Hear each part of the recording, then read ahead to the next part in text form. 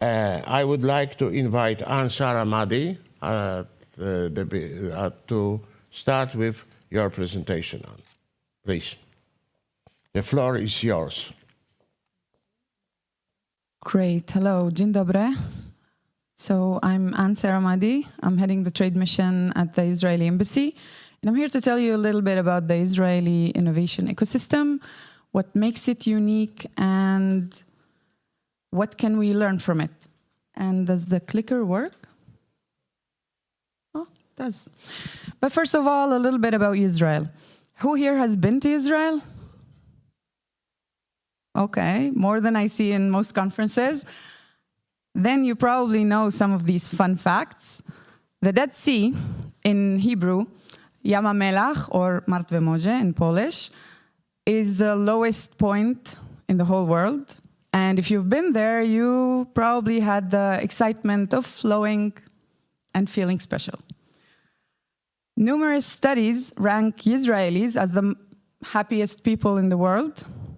Well, probably because of the sun, and you probably know that now that we don't have much sun here. Israel is the only country in the world that has more trees today than it did 50 years ago.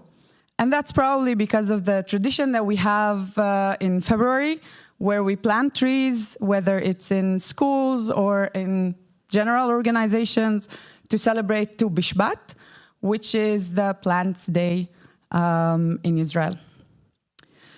And the passengers, well, every time there's a flight and we land safely, we never take it for granted. So everyone is clapping to the pilot as if he never done it before, but just to be grateful for surviving another sort of trip to any destination, basically. And you've probably seen it on some LOT or El Al flights from Tel Aviv or to Tel Aviv. And we have more museums per capita than any other country in the world. Very interesting to check them around, even if in Jerusalem or Tel Aviv. Israel is 15 times smaller than Poland. I don't know if you've known that. It's a very tiny dot on the map in the Middle East, but still makes a lot of noise. The capital is Jerusalem, you've known that. The currency is Israeli shekel, which is basically similar to Polish złoty, but one Israeli shekel, to be exact, is equal to 1.32 PLN. And geographically speaking, it's in the Middle East, surrounded by somewhat interesting and challenging neighbors. But I guess that's also part of the reason why it became so innovative, and also in the field of security, but perhaps we'll have time to also discuss that later. Highly developed and stable economy. Maybe I don't have to explain about that a lot, but the fact that it is one of the most innovative countries in the world can actually justify how it developed over the years and the great numbers and the very outstanding, let's say, figures when it comes to trade and global investments that Israeli companies attract. So even in the global pandemic, some of the most remarkable investments were by foreign investors into Israeli companies in different sectors. So it was in cybersecurity during the pandemic, but also in digital health or medical companies in general. As we see, the challenges of the current times usually result in new startups, new innovations, new companies that deal with the current challenges, and it attracts a lot of interest because usually it's very innovative or creative, since we're dealing with creative technologies today. Okay, a little bit drill down in terms of numbers, maybe some comparison between Poland and Israel when it comes to everything related to economic indicators. So we're talking about GDP per capita of around 51,000 USD. The GDP growth is around 5% this year. even during the pandemic, it was affected, but it was sort of balanced by the great amount of investments attracted to Israeli companies. The inflation rate, I guess, is a bit higher, but in Poland we witness a higher inflation rate. But I guess recession is shown in every country around the world. And when we talk about why it's a nation of innovation, then we're talking about more than 350 multinational corporations that have their R&D activities in Israel, which is why Israel is ranked first in the world.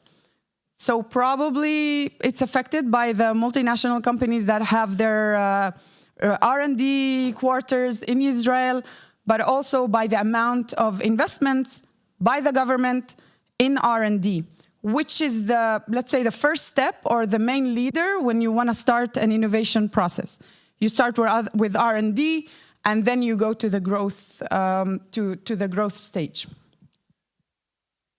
The high-tech industry, which we will later see, that has around 530 million USD as the yearly budget, is responsible for 13% of the GDP in Israel, and also a significant amount of the people hired in the high-tech industry. Nearly 9,000 startups in different stages in a country of 9.2 million, which is a very significant ratio when it comes to the global image. It is third in the number of companies listed on the New York Stock Exchange, and fourth when it comes to the global startup ecosystem.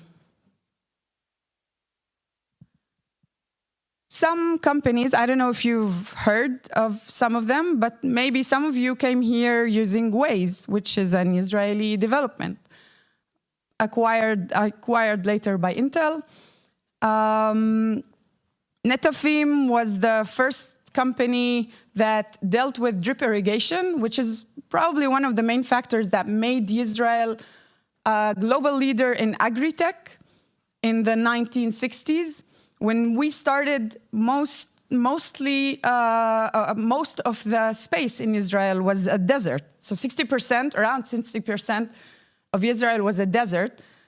But as we move forward, we see that the desert became a green miracle. So when you go down to the south of Israel, which is mostly consisting of the Judean desert, we see that there are more greens than even if you go up north. This is thanks to a lot of technologies and innovations in the agri-tech field. So Netafim had the drip irrigation tech, which uses the water scarcity in Israel as an advantage, and then focuses the exact amount of water that each plant needs in order to grow efficiently. More companies that we see here are Israeli developments. Teva, who developed the Copaxone, but also has factories here in Poland. So a lot of Israeli companies that eventually go to the growth stage eventually see advantage also to joining Poland as a market, but also to expand here and have their factories. So that's one of the great advantages, I would say, in the Polish-Israeli business connections and joint ecosystem when it comes to innovation. Mobileye, I don't know if you have it in your car, but I did in Israel, and it saved my life a lot of times. It uses ADAS systems and also controls the environment when driving in the streets. It's very important, I would say, for road safety, and is one of the challenges globally.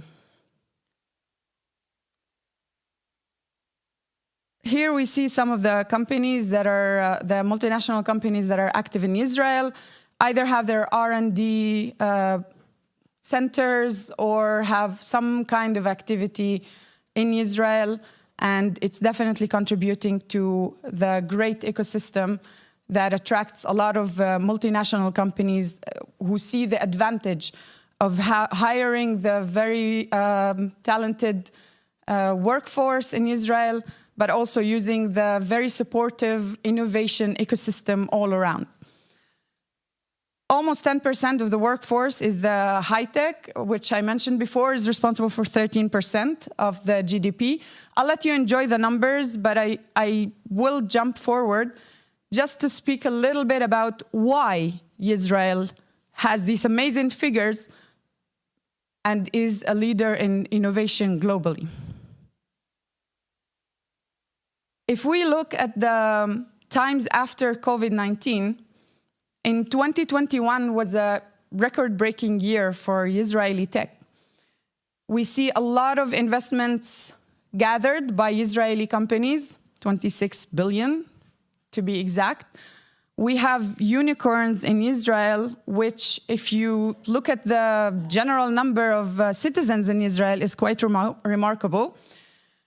And I don't know if you know the graph where we start from R&D and then we go to growth, and in between there is the death valley, which means that this is the most important stage of how a startup can either become a failure or a huge success. And having 33 unicorns in Israel, tiny little dot on the map, as I said, 15 times smaller than Poland, signifies that during this death valley process or stage, there is a lot of support of the government, but also of the whole ecosystem in Israel. So if we look at the ecosystem in Israel, I would describe it as a triangle. So you have the government on top, you have the academia on the right side, and we have the private sector on the left side. But if I talk about the government, I want to include the army service, because eventually the mentality of Israelis is also affected by the fact that most of men and most of women also serve for 2 to 3 years after they're 18. And I think what it does is that it sets a mentality of how you look at obstacles, and then you still try to find a solution, and you don't say, okay, I give up. That's, this solution didn't work, that's it, I'm not moving forward. But you keep always trying to think of a creative way to find this solution, and if it doesn't work in the beginning, perfect, that's another opportunity for success, because then you learn what you need to do better to succeed the next time. And I mentioned it as a triangle because I think eventually the cooperation between the three of them is what makes Israel so, let's say, leading in the global arena, but also so well harmonized between all the sectors of the country. Because eventually, if the government does not speak with the private sector to better understand the needs or the ideas or what is currently the trend that needs to be followed, then you have nothing, basically.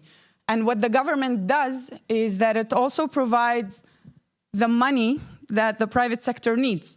So if you have an idea and you need someone to back you up, and during the R&D and also during the death valley, as I mentioned, to get to the growth stage, then the government offers quite a significant budget. If I speak about only the Innovation Authority, it's around 530 million USD annually to support startups. And then supporting them can help them get to the growth stage and also develop 2 other ideas. Okay, you see here the numbers. I'm not gonna talk more about that. Capital raising, I mentioned before that it was one of the main layers that led the growth in 2021, but it still continues also right now. The main sectors, I would say, that are very much attracting the investments in Israel are food tech, cybersecurity, fintech, and also anything related to AI when it comes to either medical AI or AI in general and machine learning to develop the industry and make it more advanced. Unicorns. So we mentioned 33 unicorns in Israel, and you probably recognize some of the names here. Orcam offers glasses for malfunctioning vision for people who have difficulties seeing. They offer glasses that help them improve their vision. Monday is a platform for managing basically every company or managing all the tasks of the team. And more companies here that just show how the Israeli ecosystem supports the growth period and even becoming a unicorn. The leading clusters here, you may see the numbers: AI, food tech, fintech, and cybersecurity. And I mentioned before about the triangle. So we see that cyber is, Israel is one of the great leaders in cybersecurity, but it also comes from the vast army experience, I would say. And most of the founders of cybersecurity companies are actually high-ranked army people, so they know the needs in security and the needs actually in a very challenging, I would say, area, geographically speaking. So Israel deals with quite the challenges in that area. Food tech is becoming one of the highest trend after the pandemic. It started during the pandemic, but after the pandemic, I guess it just became more significant for the growth because a lot of alternative proteins companies and processed meat or lab meat that does good for the planet and is basically produced in labs and without hurting any animals in the process. And well, fintech, I would say, is also leading one of the clusters. But I must say that in fintech, I would say Poland is a fintech hub a little bit more than Israel, because it's true that a lot of fintechs come from Israel, but I would like to see a little bit more implementations of fintech in the Israeli banking system, but we're on the way. I mentioned earlier that Israel is a leader in R&D. I mentioned also that there are more than 350 multinational companies that have their R&D centers in Israel. So it also contributes to the high rank worldwide.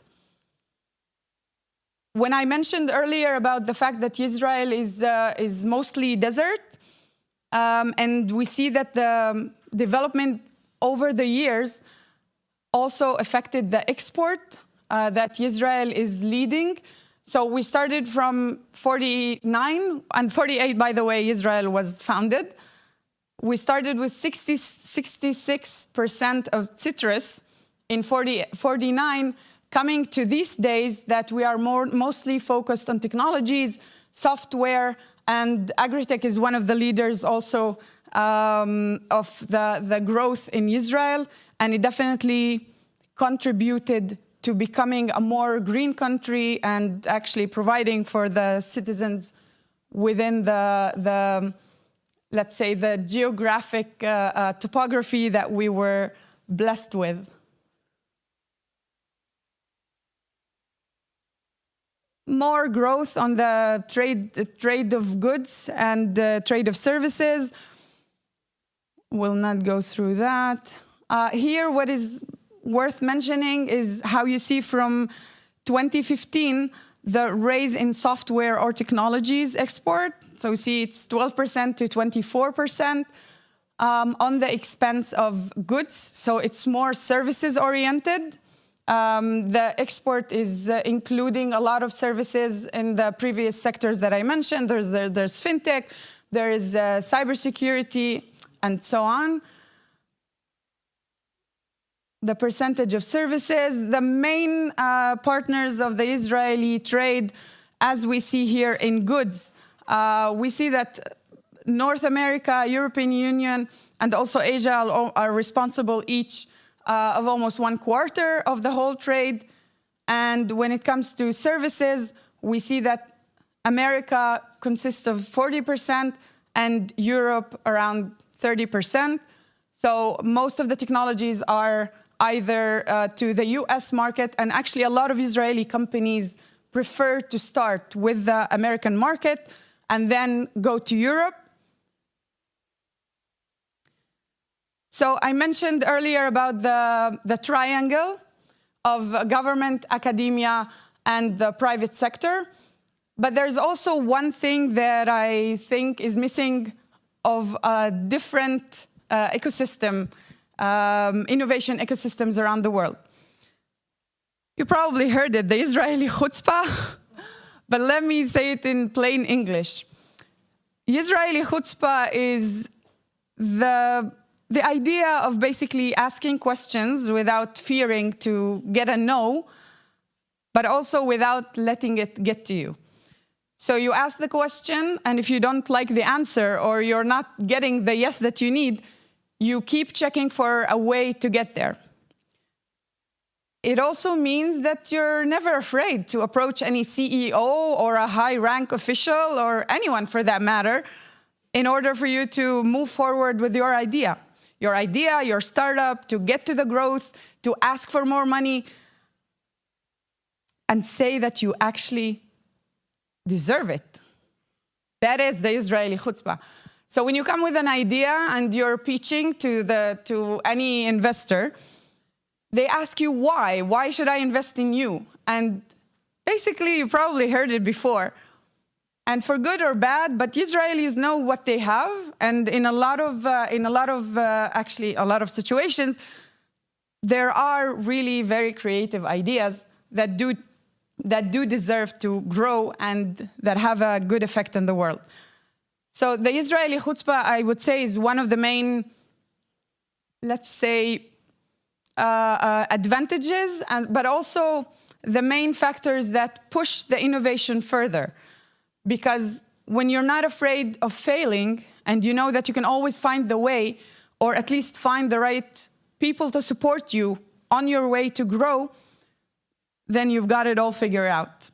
The innovation and business culture is basically also comprised of the Israeli chutzpah, but also comprised of a very, I would say, informal environment that allows the Israeli startups or the Israeli entrepreneurs to get to the right person wherever they need. And the fact that we're a small country with a lot of informality pushes that to greater extents, because eventually the need of the supporting ecosystem is one of the main push sort of to push innovation to further limits and also attract more investments. So Israeli chutzpah, I would say, that's one of the main factors that entrepreneurs need to learn in order to push their ideas to become unicorns eventually.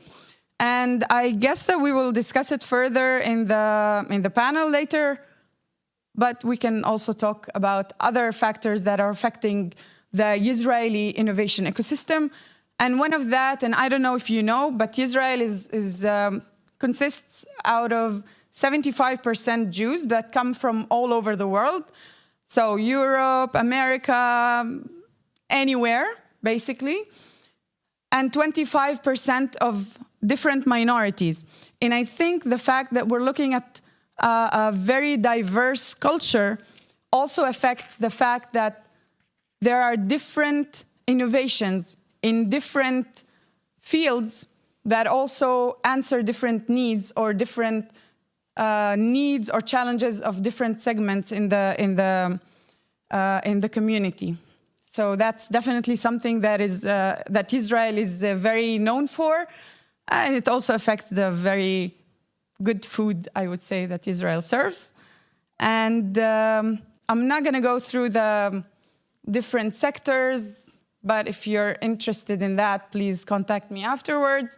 You can scan the code here for my LinkedIn and contact me on the email if you have any questions or anything specific you would like to mention or comment.